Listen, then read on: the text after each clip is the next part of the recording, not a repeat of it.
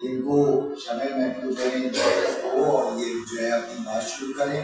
Colonial hydraulics, river closer and floods, ये हमारे इस पूरे इस प्रोग्राम का।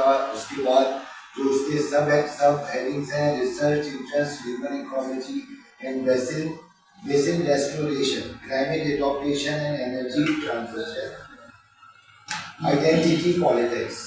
इसके अलावा इनका जो research paper recolonising the Indus basin water system, politics of northern areas, policy linkages of food insecurity in Pakistan और काउंटर नैरेटिव ऑफ इरिगेशन।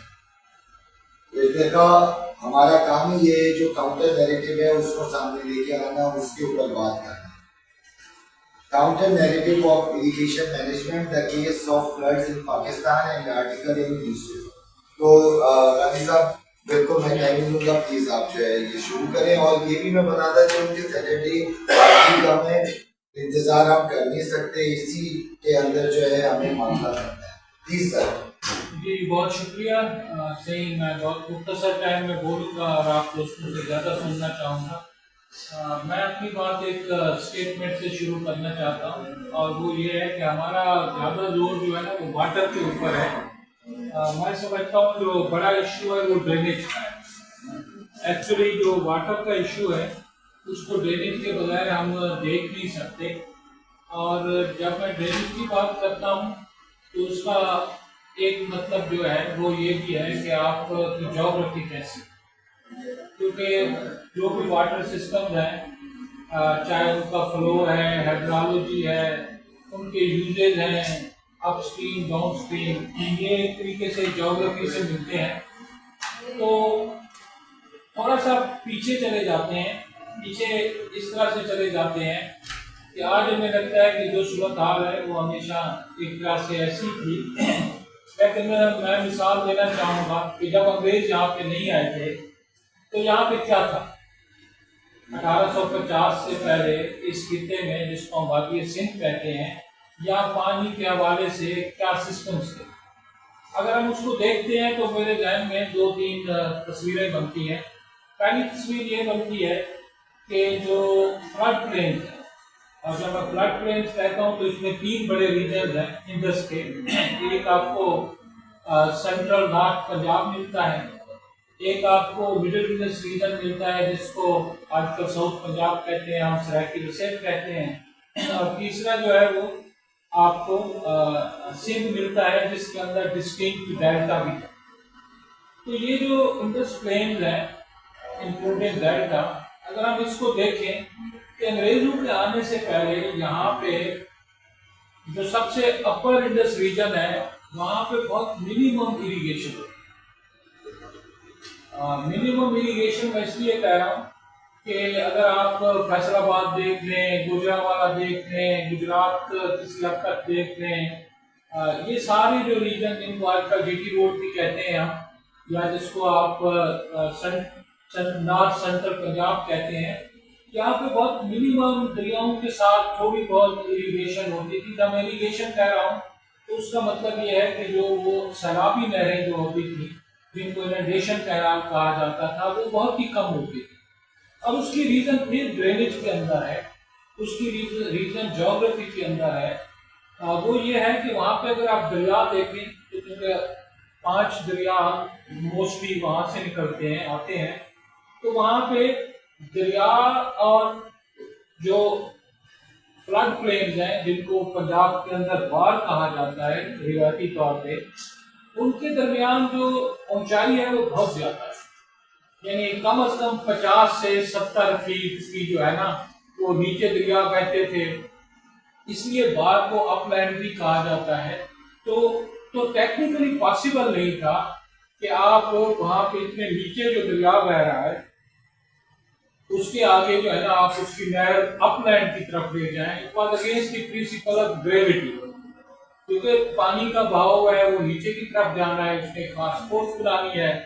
तो मोटी बात यह है कि अगर आप 1850 से पहले इंडस वैली को देखें तो आपको नॉर्थ और सेंट्रल पंजाब में इरिगेशन सिस्टम को एक्सटेंसिव नहीं मिलता है, बहुत ही थोड़ा मिलता है।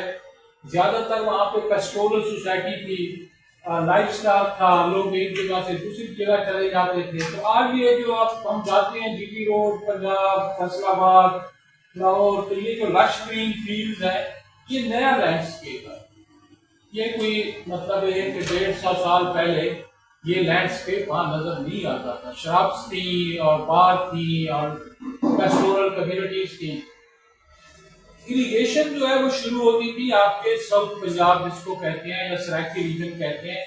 अगेन उसकी जो टेक्निकल रीजन थी वो ये थी कि स्लोप इतनी कम हो जाती थी वहाँ आके रिलेटिवली कि वो दरिया के साथ आपको जो लो लाइंग एरियाज थे वहां से नहर निकाल के दरिया के साथ साथ के इलाके में 100 किलोमीटर तक आप इनंडेशन कैनाल बना सकते थे।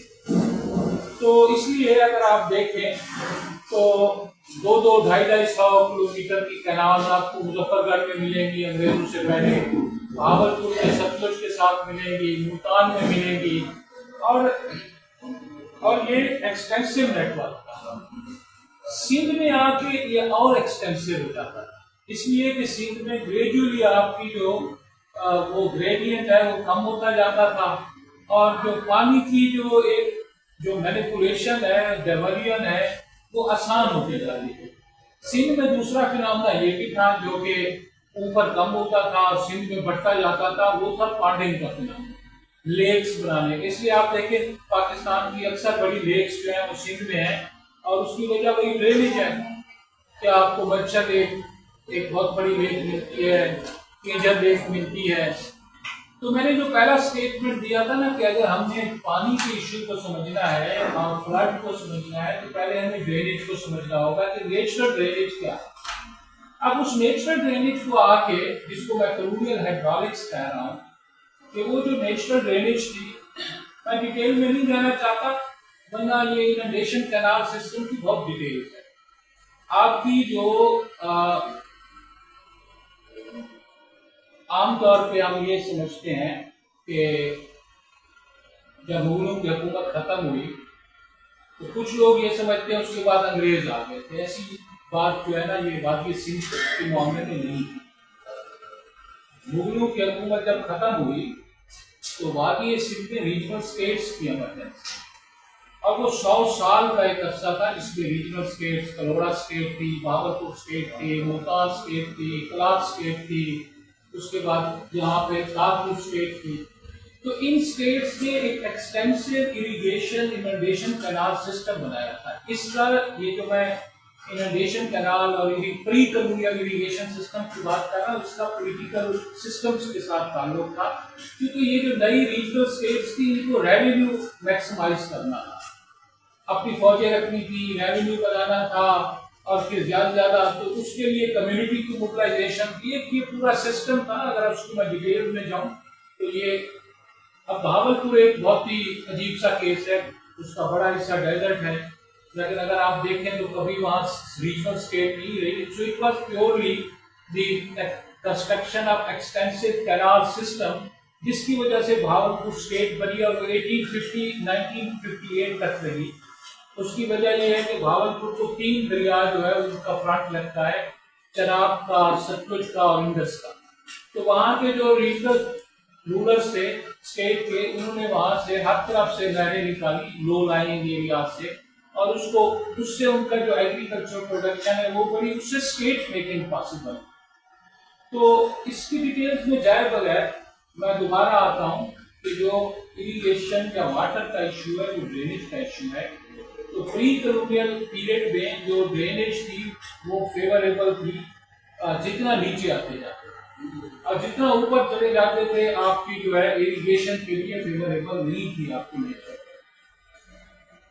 अंग्रेज जब आए और वो अपनी एक खास तरह की साइंस और टेक्नोलॉजी लेके आए तो उन्होंने ये देखा जिसको वो हाइड्रोलिक्स कहते थे और उसमें उनका ये फख्र था कि हम मैथमेटिक्स और फिजिक्स और इस तरह की नॉलेज सिस्टम के साथ हम ये कंट्रोल कर सकते हैं वाटर और रिवर्स को।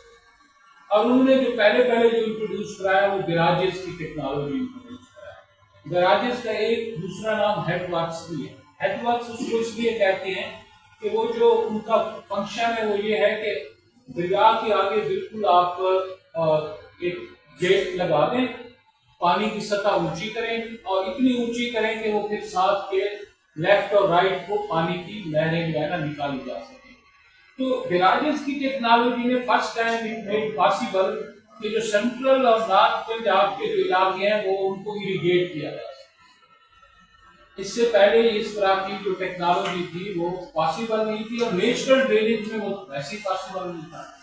तो बैराज टेक्नोलॉजी और कैनाल टेक्नोलॉजी, इसने जिसको पेरिनियल कैनाल हम कहते हैं, इनंडेशन कैनाल और पेरिनियल कैनाल की टेक्नोलॉजी में भी था।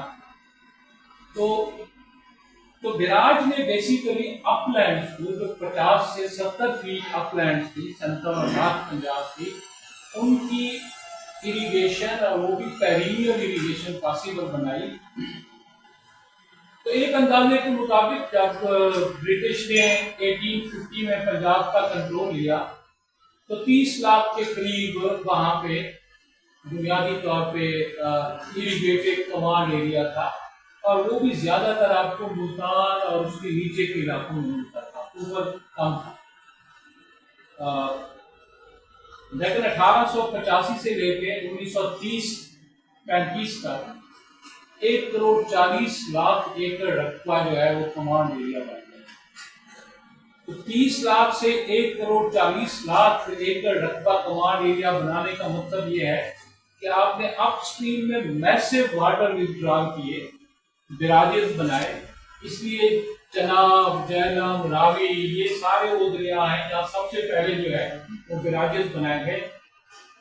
अब 1,40,00,000 एकड़ रकबे को जब आप कमांड एरिया बना रहे हैं बैराजेस के साथ, तो उसका एक लाजमी नतीजा निकलना ये है कि जब आप अपस्ट्रीम वाटर विथड्रॉल कर रहे हैं तो नीचे का जो हिस्टोरिकल सिस्टम था जिसको इनंडेशन कैनाल हम कहते थे, और या जो पांडिंग थी, पांडिंग के भी बड़े अहम फंक्शंस थे। मिसाल के तौर पर पांडिंग का ये था कि अगर फ्लड आया है और एक बड़ी झील बन गई है लोकल एरिया में, तो वहाँ तो वो पर्शियन व्हील के साथ, जिसको जलाल भी कहते हैं, वहां से वो एक तरह से उनका रिजर्वायर बन जाते थे। अगले 6 महीनों के लिए एक इलाके में बांध बन गया है नेचुरल फ्लड के साथ, तो वो बेसिकली रिजर्वायर होते थे जहां से आप आगे कैनाल वाटर, इरिगेशन वाटर लेके जाते थे।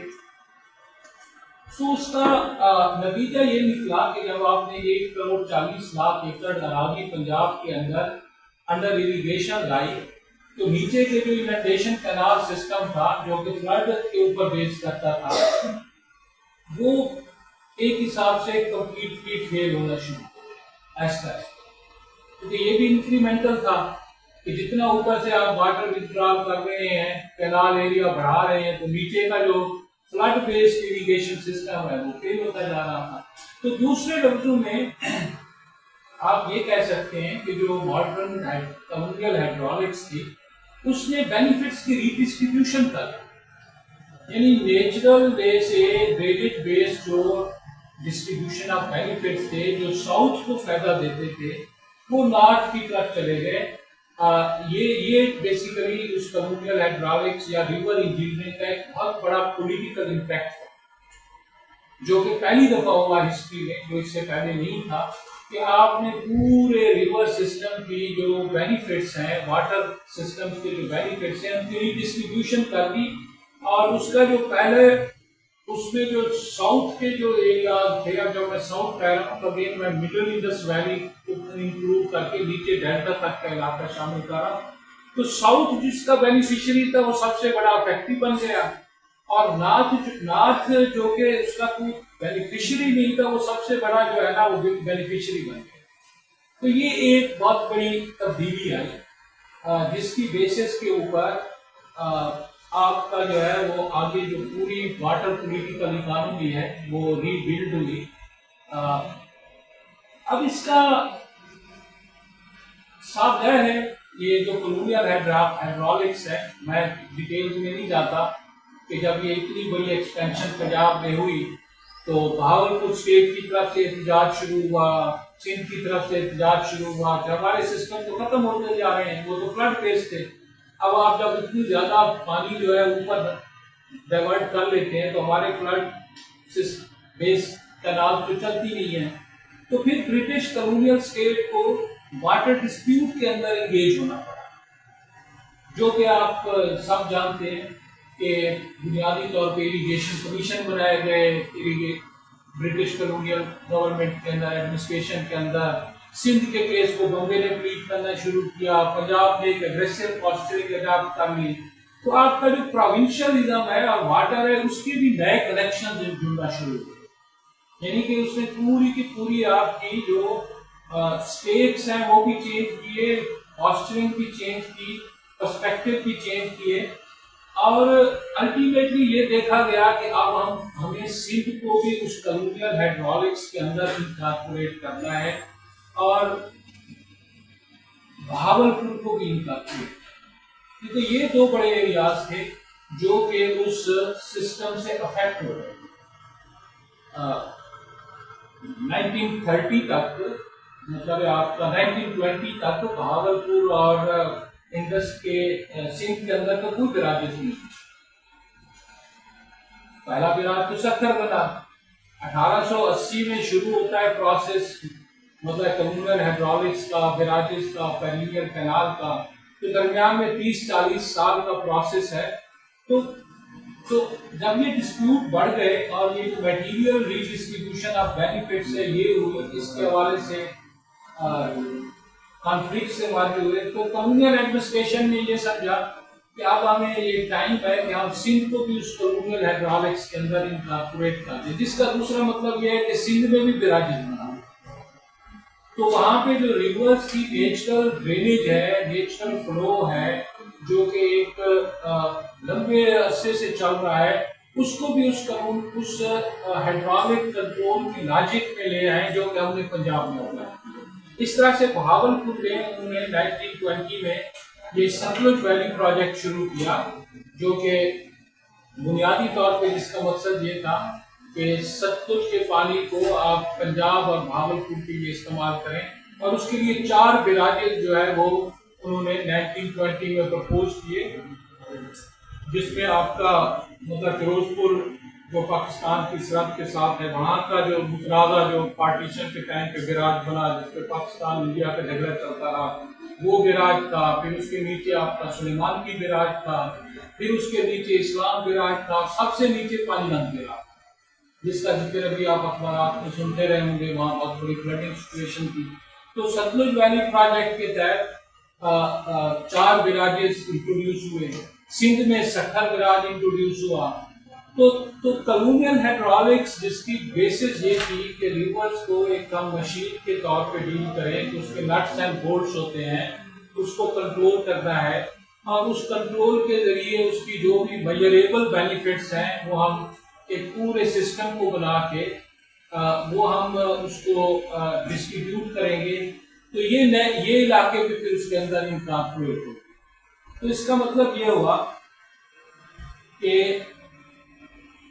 बुनियादी तौर पे उस कॉलोनियल हाइड्रोलिक्स की एक्सपेंशन जो है वो लेट कॉलोनियल पीरियड में हुई, जो अर्ली कॉलोनियल पीरियड में पंजाब से शुरू हुई थी। अब इसका ताल्लुक जो है वो रिवर क्लोजर से क्या है। रिवर क्लोजर एक टर्म है जो कि वहां पे इस्तेमाल होती है। सादा लफ्जों में कहें तो रिवर क्लोजर का ये मतलब है जब किसी दरिया का पानी डेल्टा में जाना बंद कर देता है मोस्ट ऑफ टाइम, तो उसको कहते हैं रिवर क्लोजर। क्योंकि अगर वो अपने डेल्टा में पानी नहीं जा रहा है तो वो रिवर क्लोजर बन जाता है। या दूसरे टेक्निकल सेंस में कहें तो रिवर्स के पानी का इस्तेमाल उसकी जो रिन्यूएबल कैपेसिटी है, यानी अगर आप 140 मिलियन एकड़ फीट आपका रिवर सिस्टम है जो रिन्यूएबल बेसिस पे पानी हर साल आता है, वेरिएबल उसके साथ, तो उससे जितना या उससे ज्यादा आप पानी इस्तेमाल करने लगते हैं, तो उसका लाजमी नतीजा ये है कि डेल्टा में पानी नहीं जाता है। और ये जो रिवर सिस्टम के जो अपने और इकोलॉजिकल फंक्शन होते हैं, पॉन्डिंग होती है, उसके अंदर फॉरेस्ट बनते हैं, उसके अंदर जो है उसकी जो, और फिर हम एक और चीज जो भूल रहे हैं वो ये है कि पानी से ज्यादा मट्टियां हैं, क्योंकि हम तो ये देखते हैं ना कि पानी कितना आ रहा है, उसका हिसाब किताब करते हैं। उसके अंदर जो मट्टी आ रही होती है उसका बहुत इंपॉर्टेंट रोल होता है, जिसको सेडिमेंटेशन हम कहते हैं। और उसकी इम्पोर्टेंस तो इतनी है कि आज भी आपको ये जो साल्ट रेंज के अंदर उसके बिल्कुल नीचे आपके साल्ट रेंज के अगर आप देखें तो एक टाइम पे तो यहाँ समंदर था, तो वो समंदर जो है आप जहाँ कराची में बैठे हैं यहाँ तक कैसे पहुंचा है? It was sedimentation. चाहे उसमें 400 साल लगे, 300 साल लगे, लेकिन ये कि एक टाइम के अंदर समंदर आपके बिल्कुल साल्ट रेंज के नीचे तो था। उसके तो जियोलॉजिकल सबूत हैं, आपको वहाँ का पत्थर, वहाँ के ऊपर जो झींगे, वो जो शेल्स हैं, बाकी चीजें, वो तो जियोलॉजी बता देती है। तो इसका मतलब ये है कि यही सेडिमेंट था जिसने इतना धकेला है दरिया को कि यहाँ पे पहुंच गया है। टाइम स्केल जियोलॉजी का जो भी हो अपना, लेकिन it was not water, it was sedimentation, silt, जिसने ये प्रोसेस किया है। तो जब आप रिवर इरोजन करते हैं तो उसका मतलब ये है कि आप एक्चुअली पानी को तो कंट्रोल कर रहे हैं, but now you are going to control the sediment. वो हम भूल जाते हैं। अब होता ये है कि जब आप पानी को कंट्रोल करने के लिए आपको रिवर ट्रेनिंग करनी पड़ती है। जो मॉडर्न हाइड्रोलिक्स है उसका एक लाजमी नतीजा है रिवर ट्रेनिंग। रिवर ट्रेनिंग का मतलब है आप ये एम्बैंकमेंट्स बनाएं, बांध बनाएं, और 10 किलोमीटर विड्थ में बहने वाले रिवर को 3, 2.5, 2 किलोमीटर में आप उसके अंदर चलाएं। तो लाजमी नतीजा है कि वो जो सेडिमेंट्स हैं, पहले जो एक बड़े विड्थ पे सेटल होते थे, अब वो छोटे से रिवर चैनल के अंदर बैठ रहे हैं।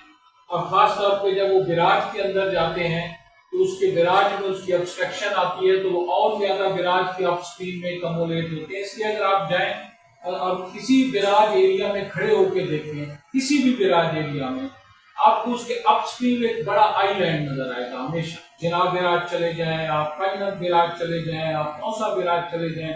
इसलिए कि जब वो पानी की रफ्तार कम होती है बिराज की वजह से, तो मट्टी वहाँ बहुत बहती है। हमारे अपने नौसा बिराज जहाँ से मेरा ताल्लुक है, कम से कम 12 से 14 किलोमीटर का आईलैंड जो है ना, ये बिराज बनने के बाद बना है।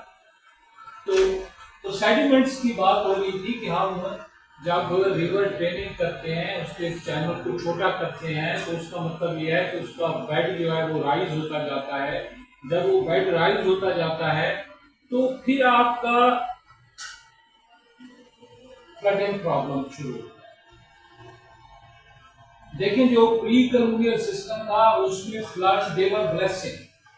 लोग दुआएं मांगते थे, गीत गाते थे कि किसी तरह से फ्लड आए, इसलिए कि फ्लड के ऊपर ही उनका इरिगेशन सिस्टम बेस करता था ना। फ्लड का ना आना उनके लिए एक मसला था।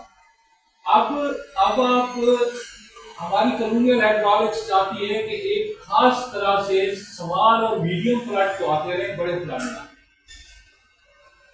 और ये जो आपका ये जो हाइड्रोलिक सिस्टम है, ये फ्लड को इसलिए भी डील नहीं कर सकता कि फ्लड इवेंट के दौरान आपकी जो भी नहरें होती हैं उनको बंद करना पड़ता है। जो पुराना इनंडेशन कैनाल सिस्टम था उसके अंदर तो 30-30 क्यूसेक की एक कैनाल इधर चल रही है, 25,000 क्यूसेक इधर चल रही है, तो आपका पानी जो है वो डिस्ट्रीब्यूट हो रहा है। दूसरा ये कि जो लो लाइंग एरिया थे उसका बेड होता था बड़ा, तो वहां पे वो झीलों में पानी, आपके बहुत से रिजर्वायर पॉइंट्स थे, वहां पे पानी जो है इकट्ठा हो जाता था। और नतीजा ये होता था कि जो फ्लड था वो आज वाला फ्लड नहीं था, वो डिफरेंट था। हमारी इमेजिनेशन हम नहीं कर रहे कि जो पहले के टाइम पे फ्लड होते थे उनके बेनिफिट्स की और थे, डायनामिक्स की और थी। अब जो एक कंट्रोल्ड किस्म का एक हमने ट्रेंड रिवर्स बनाए हुए हैं, उसमें फ्लड इवेंट कुछ और तरह का होता है। आजकल के सारे फ्लड इवेंट्स को वैसे एम्बैंकमेंट फ्लड कहा जाता है, इसलिए कि आप जब रिवर को एम्बैंकमेंट्स के अंदर लेके जा रहे हैं, और 6000 किलोमीटर का एम्बैंकमेंट्स इंडस रिवर सिस्टम के ऊपर बना हुआ है, मतलब आपका ऊपर पूल से लेके नीचे तक 6000 किलोमीटर आपने छोटे बड़े जो है ना वो इम्बैंकमेंट्स बनाए हुए हैं। आपने उसको कंटेनर में रखना है, एक आपका जो आर्टिफिशियल कंटेनर है।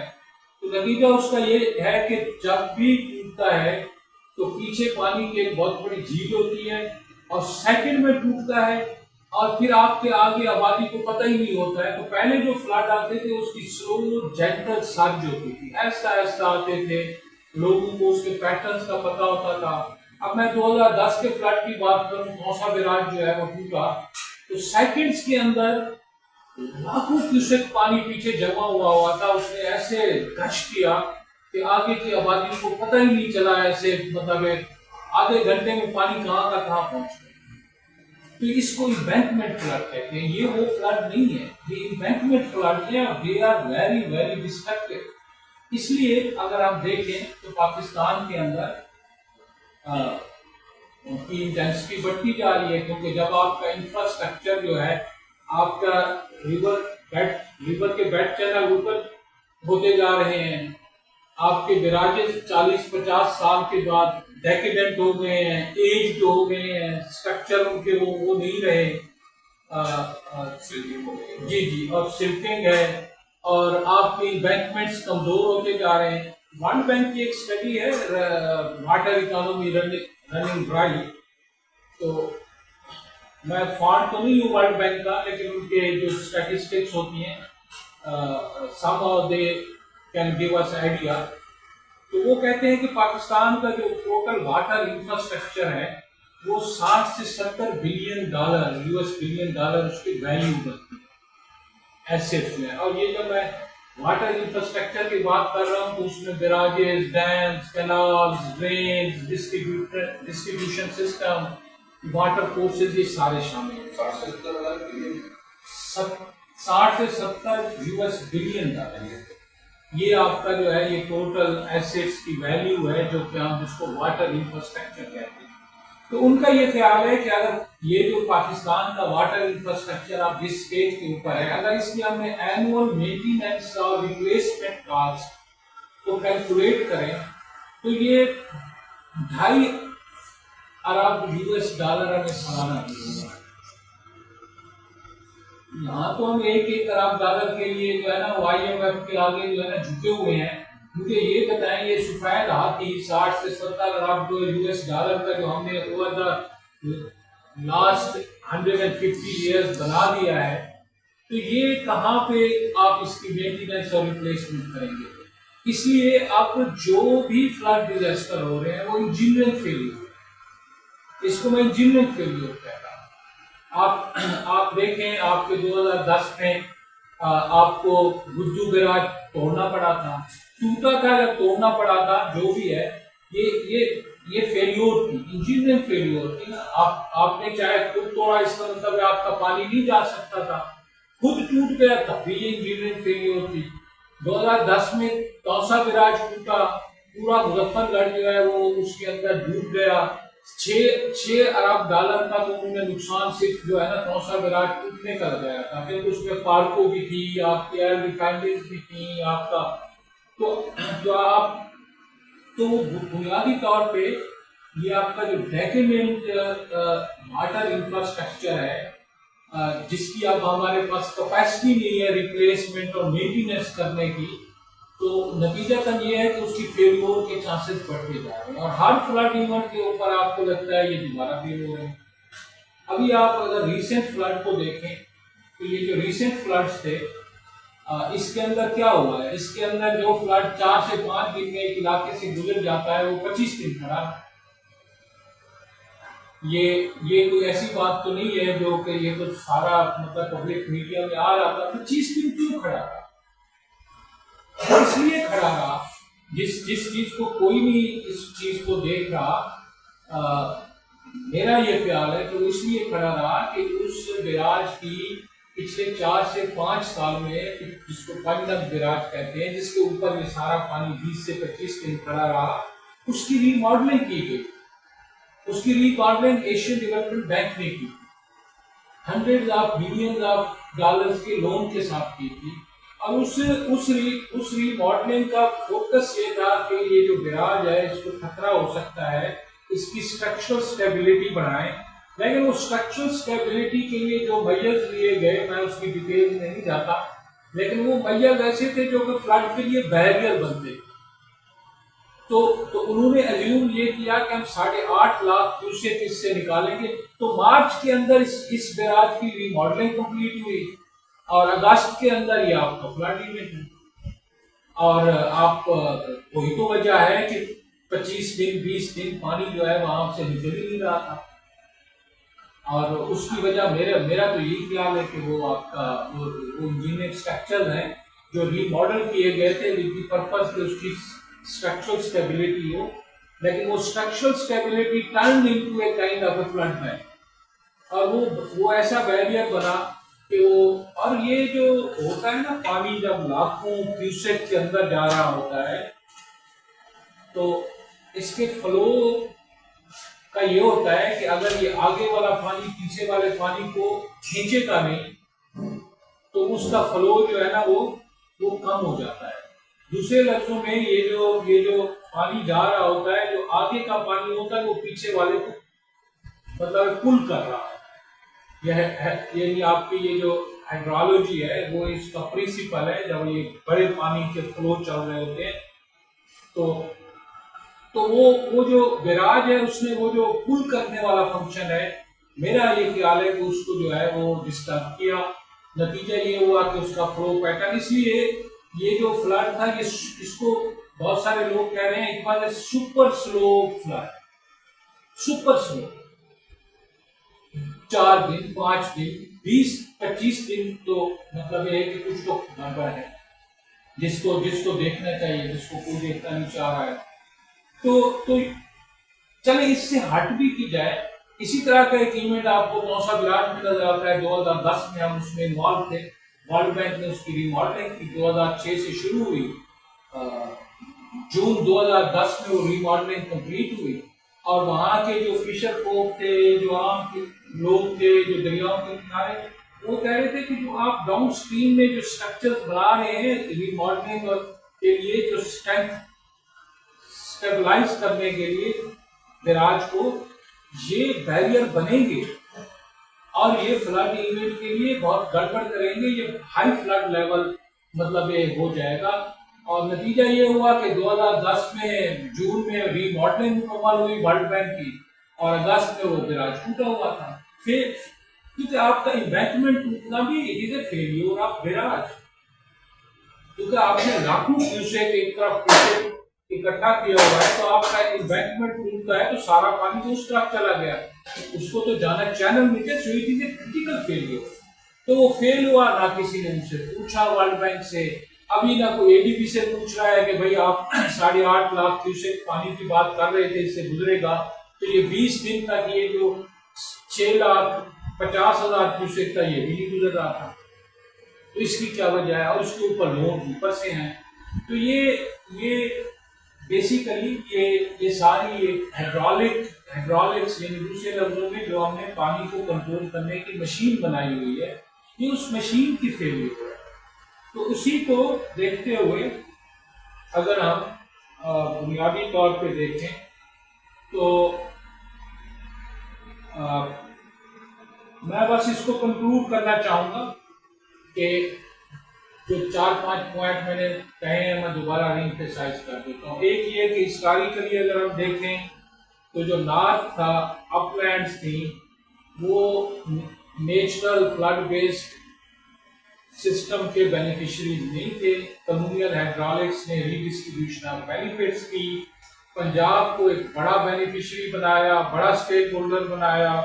जो साउथ था उसको बुनियादी तौर पे फैक्ट्री के तौर पे वो मर्ज हुआ। फिर साउथ को उस कॉलोनियल हाइड्रोलिक्स की लॉजिक में लाया गया कि आप भी उसी तरह के सिस्टम को बना लें जो कि रिवर के नेचुरल फ्लो फ्लड के साथ हार्मोनाइज न हो, बल्कि वो उस हाइड्रोलिक्स के साथ उसके प्रिंसिपल पे चले। तो एक तो मेरा ये मुद्दा था। दूसरा ये था कि बुनियादी तौर के ऊपर आप रिवर क्लोजर हो गई है और और दुनिया में इफेक्टिवली इसको रिवर क्लोजर ही कहते हैं। अब न्यू कैनाल प्रोजेक्ट्स की, न्यू इरिगेशन प्रोजेक्ट्स की बातचीत जो है वो बेसिकली वो एक तरीके की बेवकूफ़ी है। अब तो चैलेंज ये है कि रिवर बेसिन को रिस्टोर कैसे पार्शली हम कर सकें, लेकिन हमारे यहाँ अगेन डिस्कोर्स वही है कि हम नए प्रोजेक्ट्स कैसे लाए जाएं, कैसे किए जाएं। अब तीसरा ये है कि आपका जो इंफ्रास्ट्रक्चर है अब वो एज्ड है, डेकेडेंट है, और ये जो रिवर की इकोलॉजी है उसके जो प्रोसेसेस हुए हैं अब ये फ्लड के डैमेजेस को बढ़ाता रहेगा, कम नहीं करेगा। हमारा सारा जोर ये होता है कि क्लाइमेट चेंज आ रही है और उससे फ्लड बढ़ेंगे। हम ये नहीं देखते कि क्लाइमेट चेंज में जो पानी आएगा उसने भी तो आखिर इंटरेक्ट करना है ना, ड्रेनेज के साथ करना है, स्ट्रक्चर्स के साथ करना है। तो अगर वो एप्रोप्रिएट नहीं है तो सिर्फ what I want to say, it is not only the factor of climate change. Climate change is a factor, लेकिन एडिशनल फैक्टर्स को आप भूल जाते हैं। और वो एडिशनल फैक्टर्स यही हैं कि आपने ड्रेनेज कैसे खत्म कर दी है, आपने हाइड्रोलिक स्ट्रक्चर्स किस तरह के बना दिए, अब उनकी हालत क्या है, और उसकी वजह से आपके जो एक्चुअल प्रैक्टिकल फ्लड डैमेजेस हैं वो कैसे बढ़ेंगे। और आखिरी ये है इंडिया ने तो इंडस वाटर ट्रीटी को एक तरीके से मुअत्तल कर दिया है।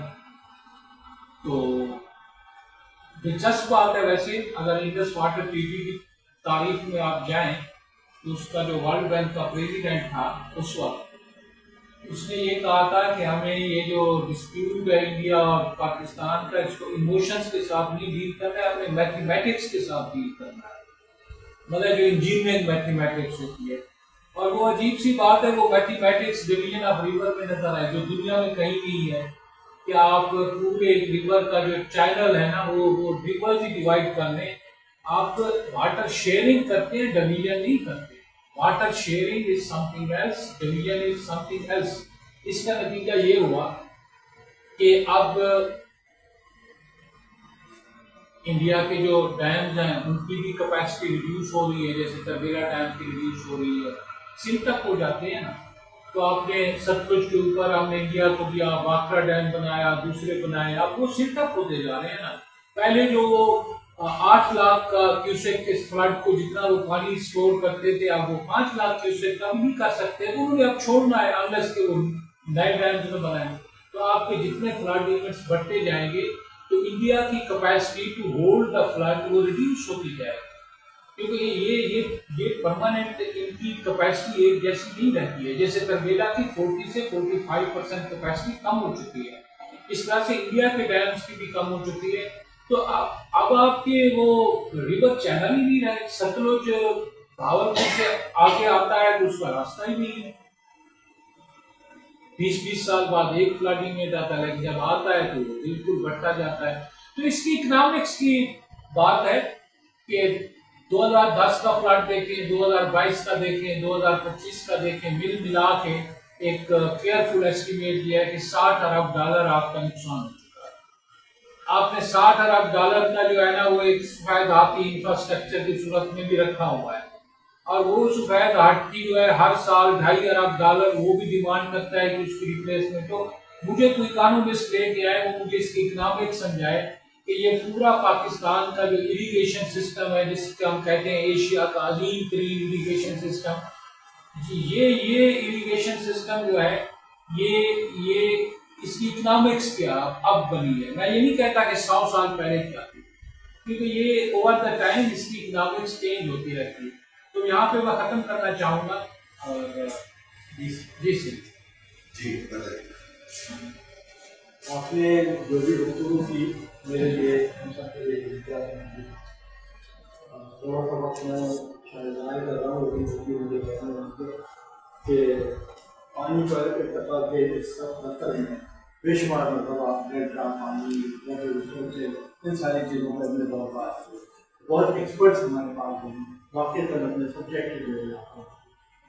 लेकिन ये कि पहली दफ़ा ऐसा हो रहा है कि कोई इसमें दान तान नहीं है, कोई रोना धोना नहीं है, कोई ऊपर से आ रहा है।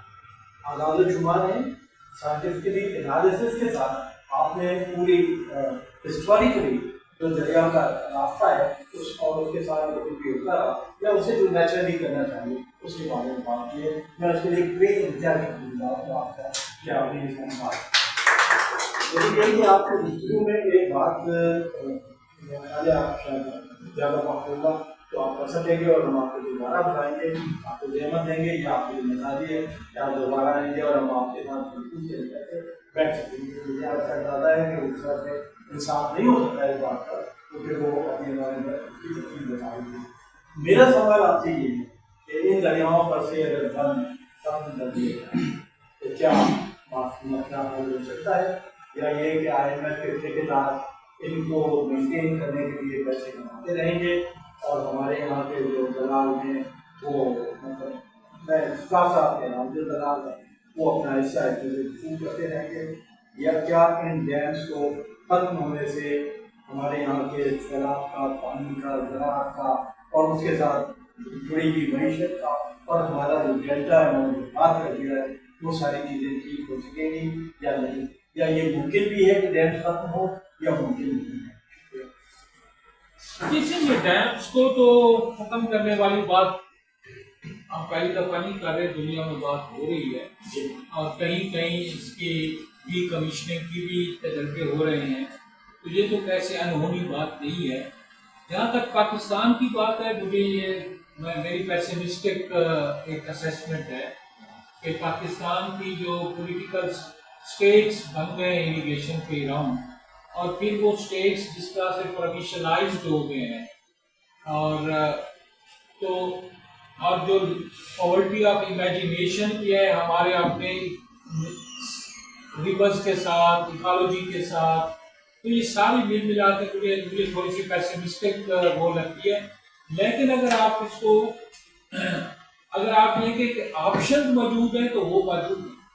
जो पॉलिटिकल विल है और इसके अराउंड चेंजेस करने की जो एक पॉलिसी चेंज करने की जो है वो उसमें मैं पेसिमिस्टिक हूँ।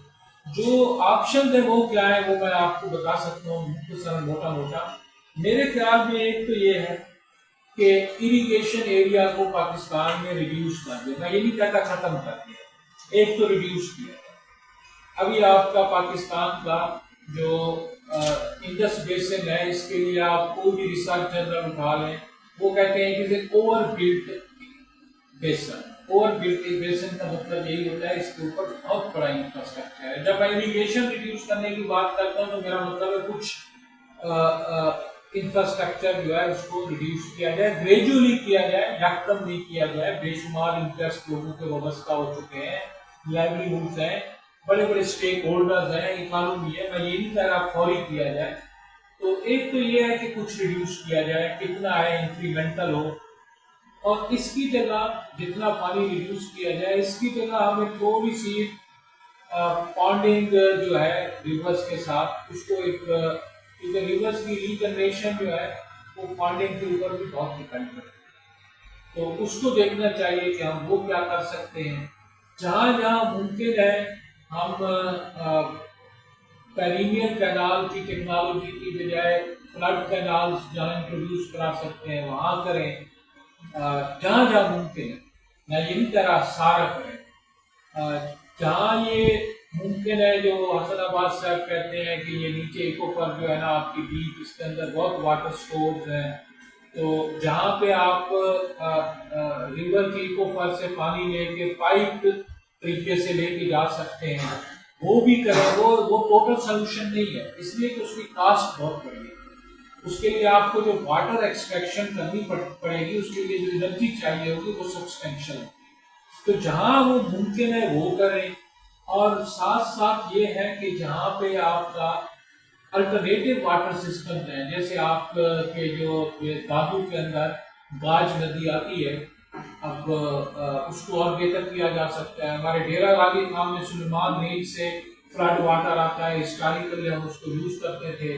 मेरी जो अपने बचपन के तजर्बे में है कि हम उसको पानी कर लेते थे और फिर जब सीपेज हो जाती थी तो उसके ऊपर फसलें उगाते थे। कारेज सिस्टम है। फिर ये है कि आपको अंडरग्राउंड वाटर की पूरी बेहतर मैपिंग होनी चाहिए। अंडरग्राउंड वाटर जो है वो ये भी दिलचस्प बात है कि पिछले 100 साल में पंजाब के अंदर अगर आप 1850 में देखें जो अंडरग्राउंड वाटर लेवल थे और आज देखें वो रेडिकली चेंज हुए हैं, तो वहाँ स्वीट वाटर काफ़ी है और रिजर्व्स भी हैं। तो जहाँ पे आप उनका इरिगेशन वाटर रिड्यूस कर रहे हैं, यदि आप ये कर सकते हैं कि उनकी कैनाल को डायरेक्ट बजाय फील्ड में जाने के वो सीपेज का फंक्शन रोल प्ले करे, तो वो ये हो सकता है कि फिर आप ये सोलर टेक्नोलॉजी आ गई है, गवर्नमेंट उसको सब इसकी एक इकोनॉमिक वायबिलिटी बनाए कि किस तरह से उसको सब्सिडाइज करके कितने अरसे के लिए कहाँ पे सेफ है कि अंडरग्राउंड वाटर एक्सट्रैक्शन करे सब जगह। So my point is that कि हमें तो एक सिंगल ऑप्शन नहीं मिले, ये हमें हर जगह के रिसोर्सेज और वाटर सिस्टम और सिचुएशंस के हिसाब से बहुत ही डीप स्टडी करनी होगी और मल्टीपल ऑप्शंस को यूटिलाइज करना होगा और इस सिस्टम को भी कम्प्लीटली डिसमेंटल नहीं करना, इसको रिड्यूस करने की बात मैं कर रहा हूँ। तो ये मल्टीपल ऑप्शन मिलके ये तरीका है कि आप रिवर को रिस्टोर कर सकें। लेकिन इसमें इक्वली मैं जहाँ पंजाब में देखता हूँ कि वहाँ इशू है, यहाँ पे जो आपके जो गराज बेस्ड इरिगेशन सिस्टम सिंध के अंदर बन गया है, वो भी एक हिसाब से इसको पसंद नहीं करेंगे। ये चैलेंज जो है ना वहाँ पे भी आएगा कि अगर आप उनके सिस्टम को थोड़ा सा चेंज करना चाहें तो वो कहेंगे हमें ये चेंज कबूल नहीं है। मैं कह रहा ये चाहता हूँ कि अपेरेंटली तो ये प्रोविंशियल इशू लगता है जो कि है भी सही, लेकिन साथ साथ ये ways of resource modes of resource use भी है। सिंध में भी बहुत से एरियाज हैं, खासतौर पर सिंध में जो वैसे ही यूज कर रहे हैं इरिगेशन सिस्टम जैसे पंजाब में कर रहे हैं, तो उनके भी स्केल्स होंगे। दरिया में पानी छोड़ेंगे तो आप दरिया रिस्टोर होगा ना, तो वो तो सिंध के लोगों को भी वो आप इमोशनल जितना भी कर लें कि सिंधु बहता रहेगा, सिंधु हमारी माता है, ये है वो है, लेकिन उसको पॉलिटिकल प्रैक्टिकल उसमें जब ट्रांसलेट आपको करना होगा तो आपके जो इंटरेस्ट है स्टेट्स हैं वो तो खतरे में पड़ेंगे। तो वो यहाँ पे भी अपोजिशन फिर आ सकती है, पंजाब में भी आ सकती है। तो है तो ओवरऑल मेरा मतलब पेसिमिस्टिक है। मैं पाकिस्तान की सिचुएशन जो एग्जिस्टेंशियल क्राइसिस है पाकिस्तान का, ये तो स्टेट रहती है नहीं रहती है, टेररिज्म कंट्रोल होता है, ये इतनी बड़ी इमेजिनेशन जो नेचुरल सिस्टम्स के साथ इस स्टेट की कैपेसिटी मुझे नजर नहीं आती, इस सोसाइटी में वो कंसेंसस नजर नहीं आता जो कि ये चीज कर सके। साहब एक और आपका टेक चाहिए, आजकल कॉर्पोरेट फार्मिंग आ रही है, कॉर्पोरेशंस को हजारों एकड़ जो है वो जमीन दी जा रही है। अच्छा ये बात तो है कि उसमें पानी का कम से कम वो इस्तेमाल कर सकते हैं, मतलब वेस्टेज नहीं हो पाएगा, तो इस चीज के ऊपर आपका क्या टेक है? इसके ऊपर मेरा से ये टेक है कि ये जो कॉर्पोरेट फार्मिंग है, पहले भी इसकी कोशिशें हुई हैं, मुशर्रफ के दौर में आपको पता है बिल लाया गया था। कॉर्पोरेट फार्मिंग पानी की वजह से फेल नहीं होगी, कॉर्पोरेट फार्मिंग लैंड की वजह से फेल होगी।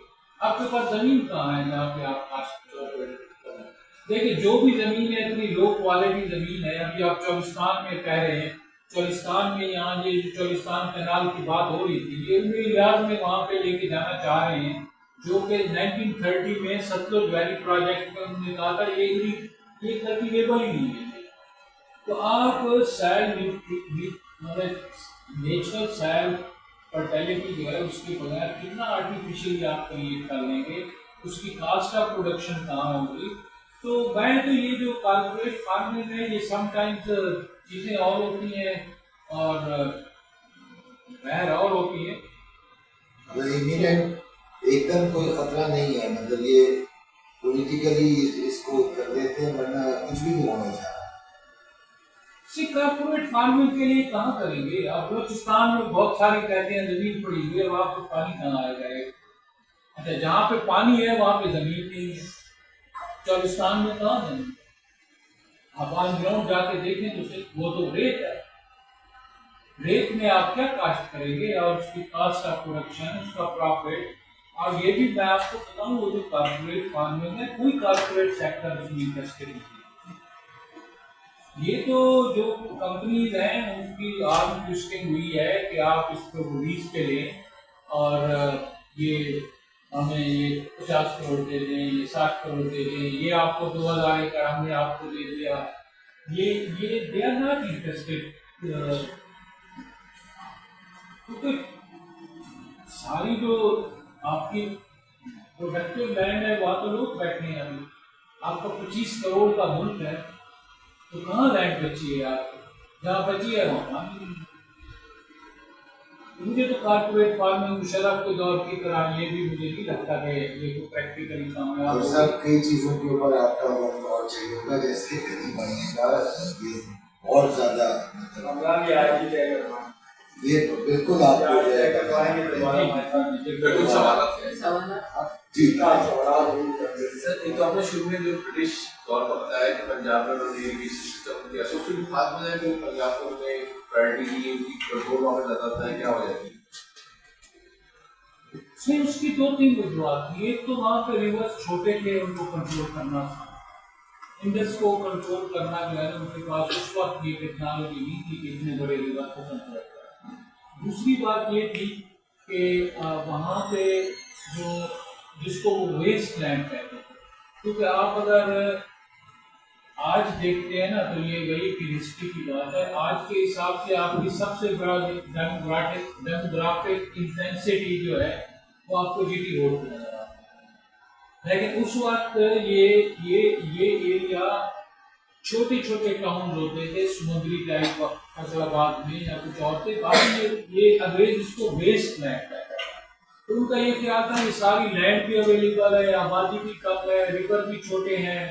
और तीसरा उनका ये था कि वो इसको जोड़ के देख रहे थे अपनी पंजाब के एक तरीके से ब्रिटिश एम्पायर की बैकबोन बनता जा रहा था और मिलिट्री रिक्रूटमेंट के एरियाज भी थे, तो वो ईस्ट पंजाब की आबादी को इधर भी ट्रांसफर करना चाह रहे थे। तो वो उसको सीधे तो वो नहीं आना था, उन्हें साझा अपने करीब नमसाई इलाके में आना था। तो बहुत सारे इंटरेस्ट थे ब्रिटिश के, जिस वजह से उन्होंने कुछ टेक्निकल चीजें थी, कुछ पॉलिटिकल इंटरेस्ट थे, कुछ नेचुरल फैक्टर्स थे जिसकी बुनियाद पे उन्होंने उनका तय किया। जी सॉरी, मैं एक तो सवाल है, एक तो जो बात की जाती है कि पानी जब निकल जाता है रन ऑफ की सूरत में समुद्र में चला जाता है, ज़ाया होता है, स्टोरेज की बात होती है, तो ये डैम अपनी यूटिलिटी हो चुके हैं? क्योंकि हम पिछले दिनों आपसे कह रहे हैं कि 500-600 डैम्स यूरोप और अमेरिका में तोड़े हैं लगाना लोगों ने, तो लेकिन उसकी यूटिलिटी जो रिजर्वायर की या पानी बचाने की थी वो उसकी उस एस्पेक्ट से नहीं उसको देखा जा रहा कि पानी बचा के जो सारा रन ऑफ हो जाता है स्टोरेज का तो मामला। मैं तो उसी के हवाले से सारी बात करता रहा हूँ। वो एक सवाल और है। स्टोरेज की हमें जरूरत नहीं है। जी करीम सर, सॉरी, मैं एक बात थोड़ी देर पर भी मैंने कहा पानी वेस्ट हो जाता है, जो रिवर का पानी इसको रोकना चाहिए, तो ये भी एक बहुत बड़ा वो है कि पानी ज़ाया नहीं होगा। समंदर में जाता है वो भी नेचुरल प्रोसेस है, अगर रोकेंगे आप और समंदर में नहीं जाएगा तो समंदर का पानी फिर ऊपर आ रहा होगा। आप जो है डैम बनाए, जो हमारे चीफ जस्टिस साहब ने कहा था कि डैम बनाए, पानी ज़्यादा जाता है उसको पानी को रोकना चाहिए, लेकिन वो रोक के तो और आप सिस्टम को पूरा कितना रोकेंगे? आपका जो टोटल डेटा है वो ये बताता है कि आपके 10 महीने तो किलो कोटी पानी जाता ही नहीं है। तो आपका जो विंटर फ्लो है वो तो जीरो ही रहते हैं। समर में 2 महीने होते हैं जहाँ फ्लड आता है तो एक्सेस वाटर आ जाता है, तो और कितना रोकेंगे? मतलब और कहाँ कैसे रोकेंगे? उसकी तो कोई लॉजिक नहीं है। ये सारी पॉलिटिकल रेटरिक है जो कि चलता है। पंजाब और सिंध का शुरू हो जाता है तो ये बातें आना शुरू हो जाती हैं। करीम साहब आप मैं सिर्फ इतना मालूम करना चाह रहा था कि पंजाब के वो इलाके जहाँ पे नदी निज़ाम नहीं था, वहाँ पर अंग्रेज़ों ने जो खाकसारी का निज़ाम बनाया तो मैनचेस्टर की टेक्सटाइल इंडस्ट्री के लिए अपनी की ग्रोथ के लिए किया स्पेसिफिकली या जनरली है जो आपने बात की कि फौज का किरदार पंजाबी फौज का ब्रिटिश आर्मी में पंजाब की फौज का किरदार बढ़ता जा रहा है उस हवाले से ज़्यादा था या मैनचेस्टर की टेक्सटाइल इंडस्ट्री उनके लिए कॉटन की जरूरत है क्योंकि अमेरिका में जो है वो मजबूत है फिर वो कॉटन प्रोडक्शन बंद कर दी उन्हें ऑल्टरनेट चाहिए था तो कॉटन कहाँ मिलेगी तो वो शायद यहाँ पे आए नहीं, इन्होंने ये कहा था कि पंजाब में क्यों किया था, तो मैं उसका कह रहा था ये जो इंपीरियल नीड थी फॉर रॉ मटेरियल वो तो गिवन थी, लेकिन इन्होंने स्पेसिफिकली कहा वाई इन दी अपर पंजाब जहाँ पे उन्होंने किया था, तो मैंने कहा उसकी कुछ एडिशनल रीजन भी थी। तो कोई भी पॉलिसी बनती है उसकी एक रीजन तो नहीं होती है ना, वो म्यूचुअली एक्सक्लूसिव होती है। तो ये जो आप कह रहे हैं ये भी बिल्कुल रीजन थी। मिलिट्री रिक्रूटमेंट और अलॉटमेंट हुई कलाल कॉलोनीज में, वो भी बिल्कुल सामने है, वो तो हुई और उससे और तरह की पावर स्ट्रक्चर बने। फिर वो टेक्निकल रीजन भी थी कि छोटे रिवर से उनको कंट्रोल कर लेंगे रिवर से और बड़े रिवर्स को उस वक्त कर नहीं सकते थे, मल्टीपल फैक्टर्स थे। डॉक्टर साहब दिल चाह रहा है कि और चलता रहे मगर पता है कि क्या मामला है। तो दोस्तों आज का प्रोग्राम हम यहाँ पे खत्म करते हैं। जो स्पेशली हमारे नए साथी आज पहली दफा आए हैं उनसे गुजारिश होगी कि आइंदा भी हमारे प्रोग्राम्स का हिस्सा बने, इस तरह के आपको अक्सर मिलते रहेंगे प्रोग्राम। आपका बहुत शुक्रिया डॉक्टर साहब और आपसे दोबारा आपको आना होगा।